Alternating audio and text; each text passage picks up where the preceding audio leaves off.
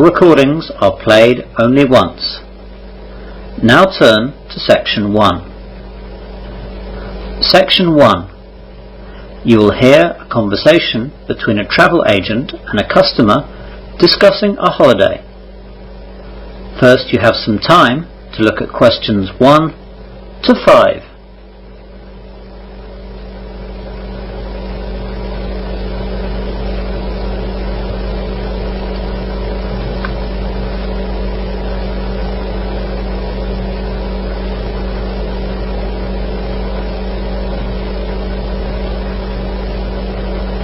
You will see that there is an example.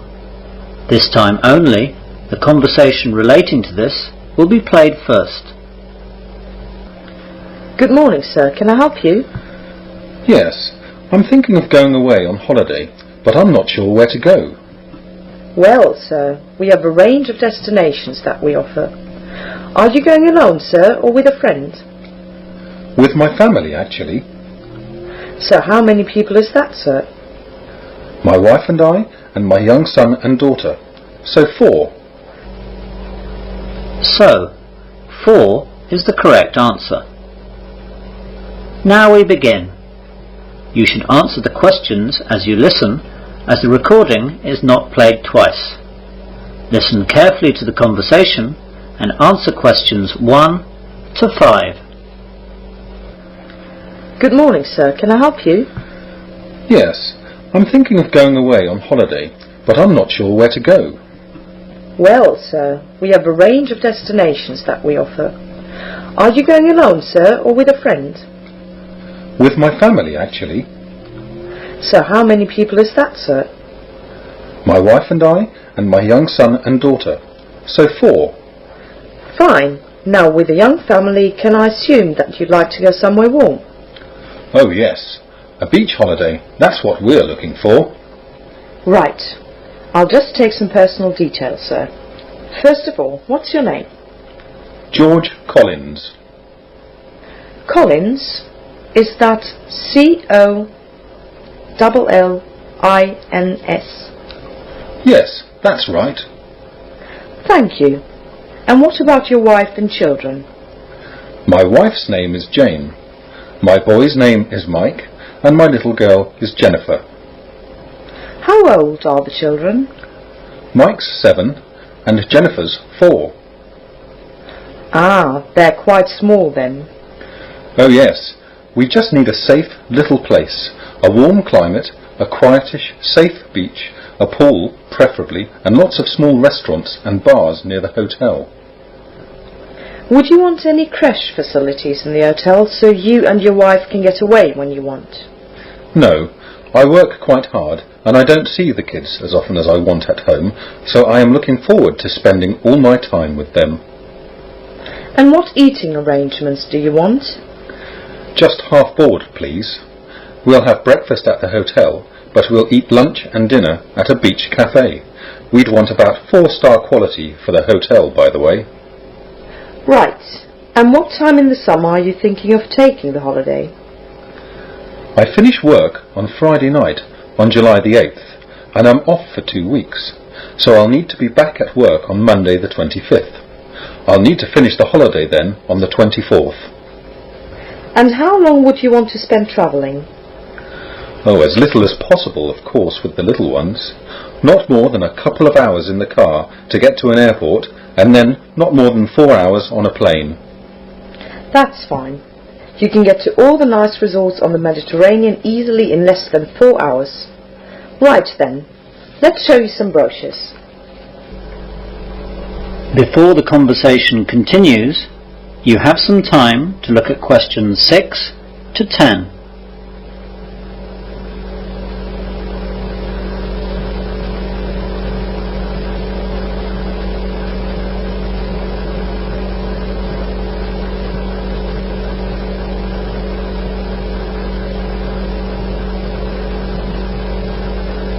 Now listen carefully and answer questions 6 to 10.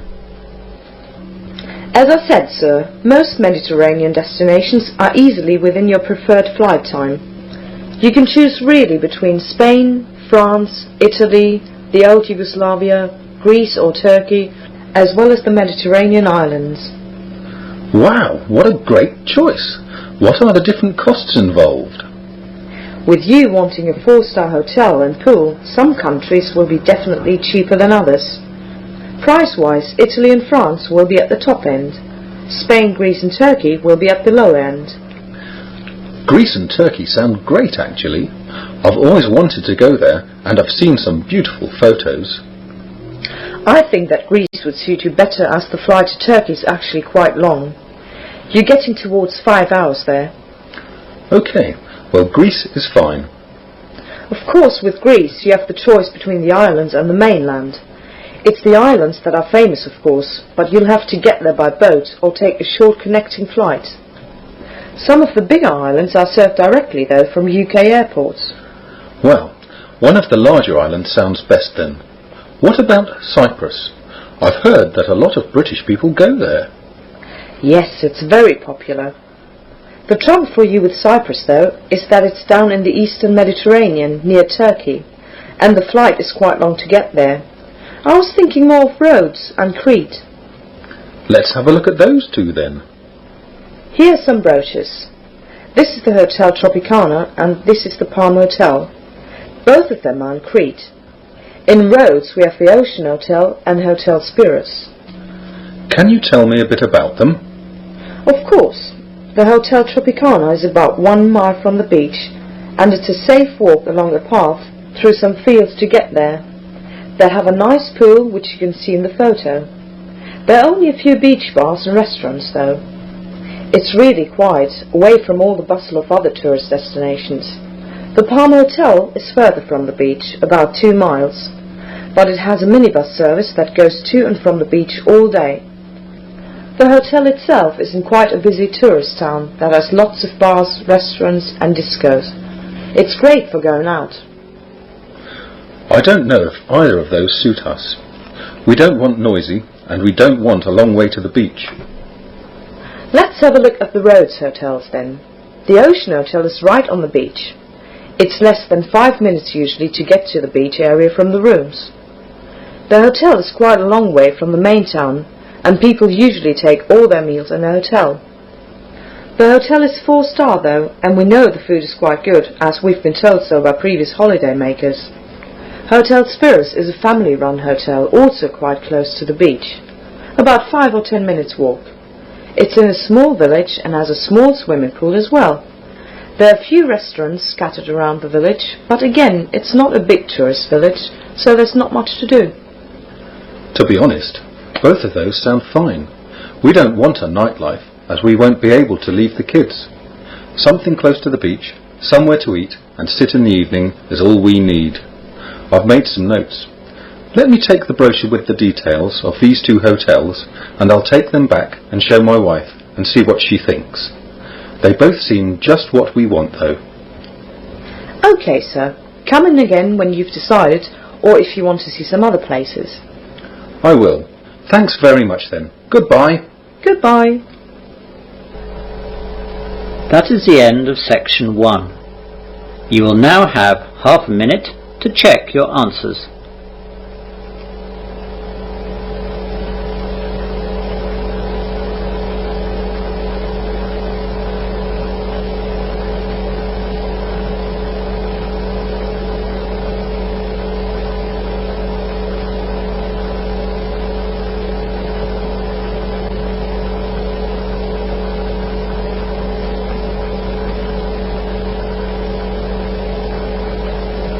Now turn to section 2.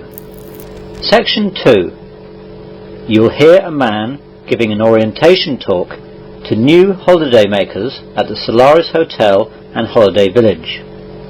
First you have some time to look at questions 11 to 15.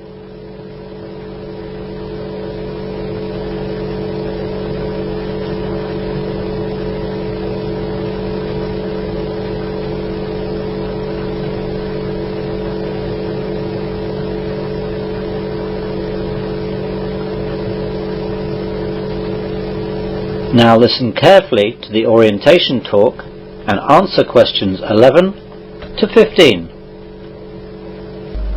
Good morning everyone, and welcome to your first morning here at the Solaris Hotel and Holiday Village. This little orientation talk this morning will just give you an idea of what to find and expect around the grounds. Let's begin by looking at meals. We have 3 different restaurants and you are at liberty to eat at any of them. They are the Harvest Restaurant, the Dean Restaurant and the Mekong Restaurant. Let's begin with breakfast. Breakfast is only served in the Harvest Restaurant. The other 2 restaurants are only open for lunch and dinner. Breakfast is served between 6:30 a.m. and 9:30 a.m. 7 days a week. There are English, American and continental style breakfasts on offer. For lunch and dinner, all the restaurants have the same opening hours to make things easier for you. Lunch is served from 12 noon to 2:30 p.m. and dinner is served from 7 p.m. to 10:30 p.m. The menus are the same for lunch and dinner, though look at the blackboards displayed in the restaurants for any specials that they are serving for any particular meal. The style of food is different in each of the restaurants. The Harvest serves traditional English food, though with plenty of the foreign dishes which are popular in the UK, such as curry and spaghetti. The Dean specialises in fish and seafood, and the Mekong offers you a selection of dishes from the Far East. Not just from Vietnam, as the name suggests, but Chinese, Thai, Malay and others. You don't have to pay in any of the restaurants unless an extra supplement is needed for some of the specials. All soft drinks are also free, though we charge for alcoholic drinks. You can choose to pay any bill that you may incur at the end of the meal itself, or you can put it on your main bill, which you can pay when you leave at the end of your holiday. There is also a bar menu in the main bar which serves pretty good pub food, and if you have any late night munchies, there is a takeaway open until 2:30 a.m. which sells fast food. Good for those of you who are returning in the early hours from a disco or club. You now have some time to look at questions 16 to 20.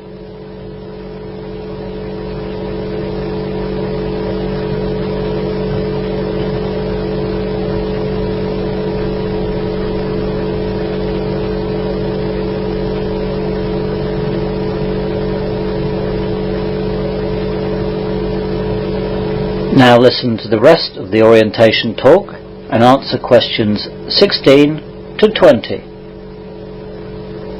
Now let's look at some of the things that you can do here during your stay with us. Of course, we have our main beach, which is popular with everyone. There is also an adult beach, which is prohibited to anyone less than 17 years of age. This allows those of you without children to get some peace and quiet on the beach. The main beach has 2 lifeguards on duty from 9 a.m. to 6 p.m. The adult beach has no lifeguards. If you don't like sand and salt, we have a decked area in front of the Harvest Restaurant with our 25-metre swimming pool. You can lie here on a sun lounger and swim in the pool with no sand to bother you. There are steps from the pool area to the beach, so you can go between the two, but if you're coming up from the beach, please walk through the foot pool so that the sand gets washed off and doesn't lie around the pool area. There are also fresh water showers available on the beach and in the pool area. As for sports, we have 8 tennis courts and 3 squash courts, which can be booked at any time. There is a fully equipped gym with staff on duty to help you. No one under 18 years of age may use the gym though. We also have 6 full-sized snooker tables and 5 pool tables in the games room adjoining the bar.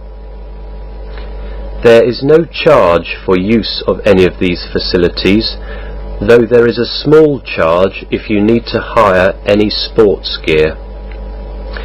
Again, you can pay immediately or put the charges on your main bill. There are also water skiing and jet skis available, but there are charges for these. Go to the water sports office for details. All the water sports such as snorkeling, inflatables and pedalos are free. Ask for all details again at the water sports office. There is a library in the hotel which supplies books, magazines and newspapers. It has certain terms and conditions of use which you would be able to find on the notice board in the library. We also have 2 cinemas which show 3 different films every day. The showings are in the afternoons at 2 p.m, the early evening at 5:30 p.m, and at night at 8:30 p.m. The afternoon and early evening showings always have a film for kids. Children under the age of 16 are not permitted to attend the 8:30 presentations. Well, that's all for now. Are there any questions? That is the end of section 2. You will now have half a minute to check your answers.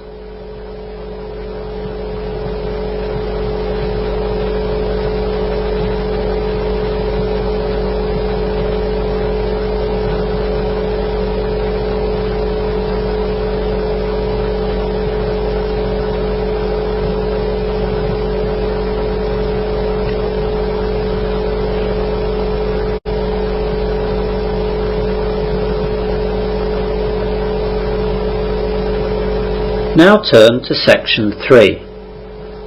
Section 3. You will hear 2 students giving a presentation to a seminar group at their university.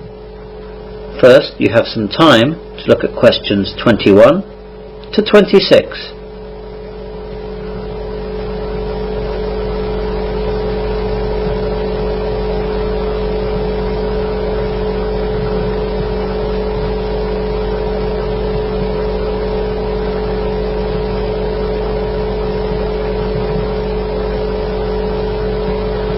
Now listen carefully and answer questions 21 to 26. Good morning all. Glad to see you're all on time today. This morning we're going to hear Jamie and Rebecca give their presentation on some aspect of demographics. They've talked to me about it a bit while researching it, but I don't want to give the game away, so I'll hand straight over to them. Hi everyone. As Dr. Rees said, Rebecca and I are going to give our demographics presentation. Both Rebecca and I also study languages, so we decided to look up the world's different languages and the ones that are the most important, both now and in the future. Rebecca's going to start off. Okay everyone, Who knows what the world's most spoken language is? I thought it was English, isn't it? Well, it's an ambiguous question. If you just look at how many individual speakers there are around the world, then the answer is Mandarin Chinese, with 836 million speakers. English was second until a few years ago, but it has since been overtaken by Hindi, with 333 million speakers, and Spanish, with 332 million speakers. Now English is after Spanish, with 322 million speakers. Oh yes, South America. I didn't think of that. Yes, it's easy to forget. You can look at Rebecca's question, though, in a different way if you look at the number of countries that use English. English is a massive 115, ahead of French, Arabic and Spanish, with 35, 24 and 20 countries respectively.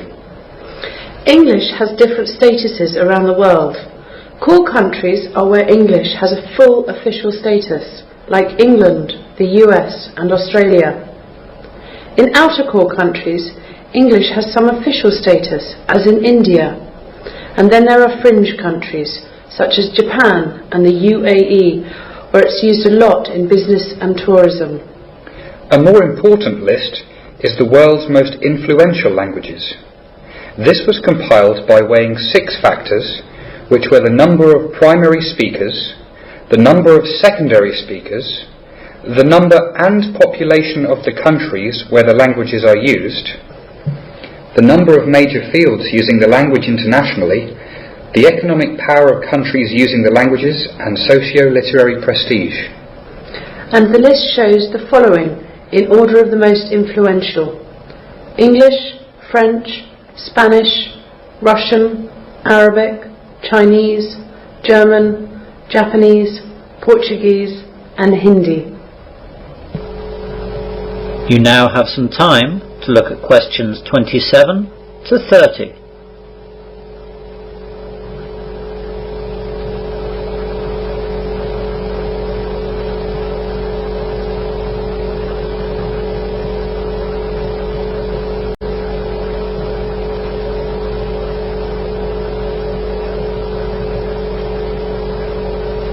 Now listen to the rest of the presentation and answer questions 27 to 30. How up to date are these figures? Fairly. They came out just last year, but the picture is changing very rapidly in terms of influential languages. There are certain large countries which are about to emerge on the world stage, and their economies are starting to influence the world balance of power. The largest countries that for various reasons are beginning to shift world economic power are China, Russia, India and Brazil.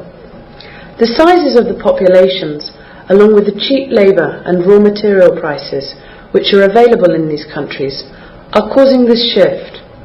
As a result, every year the demand for people knowing the languages of these countries is growing enormously. In addition, the demand for teachers and English language training is also enormously increasing. Western teachers are going to the countries and their nationals are coming over here. As well as business, the education sector is getting a huge boost from the opening up of these economies. So, will China be the major powerhouse, as everyone says? Definitely, but maybe not the biggest. Many experts predict that India's population will soon surpass China's. Bangladesh's population could too. It all points to world economic power being held in Asia though. English will probably remain important though. Chinese is difficult to learn, and English also has some official status in India. English is easy to learn and has the advantage, for better or worse, of being the language that everyone wants to learn. That won't change in a hurry. How many people learn English then? The number of spoken languages nowadays is estimated between 2,500 and 7,000. Out of all these languages, the numbers of those actually studied by non-native speakers is tiny. There are no official records of numbers studying English worldwide, but today you can safely say that there are not many countries with a structured program of education where English is not taught. It will take a long time for this habit to be broken. At the moment it's getting stronger. That is the end of section 3. You will now have half a minute to check your answers.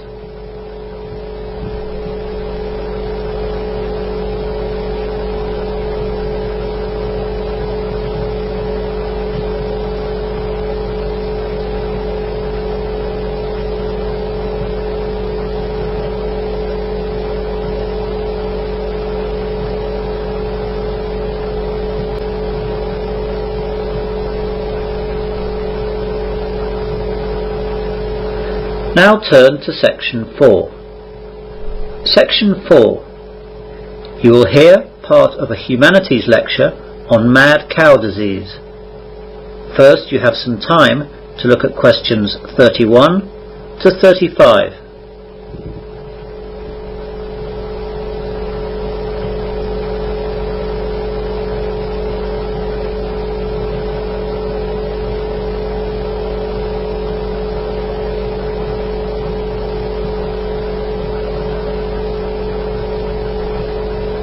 Now listen carefully and answer questions 31 to 35. Good morning, ladies and gentlemen, and welcome to this humanities lecture. Today we're going to continue our look at the modern diseases that afflict society. We're going to look at quite a famous but rare disease. The popular name for this disease is mad cow disease. It's been so named because it's most often found in the brains of cattle. It attacks the nervous functions of the brain and leads to unusual behavior by the cattle. Thus, we familiarly say that the cow is therefore mad, and hence, mad cow disease. Mad cow disease is the commonly used name, but its medical title is bovine spongiform encephalopathy, or BSE. It's a slowly progressive, degenerative, fatal disease affecting the nervous system of adult cattle. The exact form of BSE is not known, but it's generally accepted by the scientific community that the likely cause is an infectious form of a type of protein known as a prion. This protein develops abnormalities and apparently seems to encourage other proteins to become similarly misshapen, affecting their ability to function. In cattle with BSE, these abnormal prions initially occur in the small intestines, tonsils, and central nervous tissues. There is a similar disease to BSE called Creutzfeldt-Jakob disease, or CJD, that's found in people. A variant form of CJD is believed to be caused by eating contaminated beef products from BSE-affected cattle. The abnormal prions in infected cattle products are consumed by humans as they are resistant to common food disinfection treatments such as heat. The disorder is rare, occurring in about 1 out of 1 million people. To date, there have been 155 confirmed and probable cases of CJD worldwide, among the hundreds and thousands of people that may have consumed BSE-contaminated beef products. Most of the cases have occurred in the UK.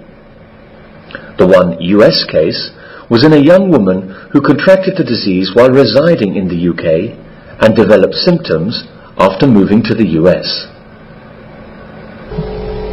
You now have some time to look at questions 36 to 40.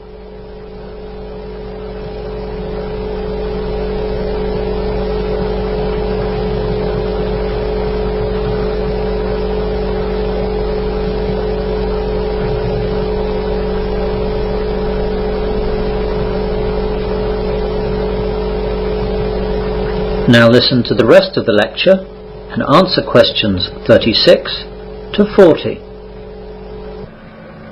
CJD is a disorder involving rapid decrease of mental function and movement. As with BSE in cattle, these abnormalities are believed to be caused by damage done to the brain by prions, though it has been proved that in rare cases it can be genetically inherited. CJD tends to affect younger people, beginning between the ages of 20 and 70, with average age at onset of symptoms in the late 50s. Early symptoms include personality changes and difficulty with coordination.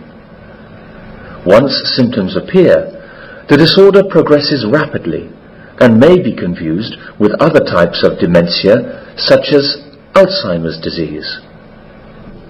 CJD, though, is distinguished by extremely rapid progression from onset to symptoms to disability and death. So, how did BSE and CJD come about? We've not read about them in the history books. These appear to be new diseases. BSE was first reported in the United Kingdom. The exact origins of BSE remain uncertain, but it is thought that cattle initially may have become infected when given feed contaminated with scrapie-infected sheep meat and bone meal. Scrapie is a sheep prion disease similar to BSE in cattle. The scientific evidence suggests that the UK BSE outbreak in cattle was then spread by feeding BSE-contaminated cattle protein to calves. Thus, we have created the disease ourselves. Cattle naturally are grazers, feeding on grass. We have given cattle feed derived from sheep, an unnatural food for cattle.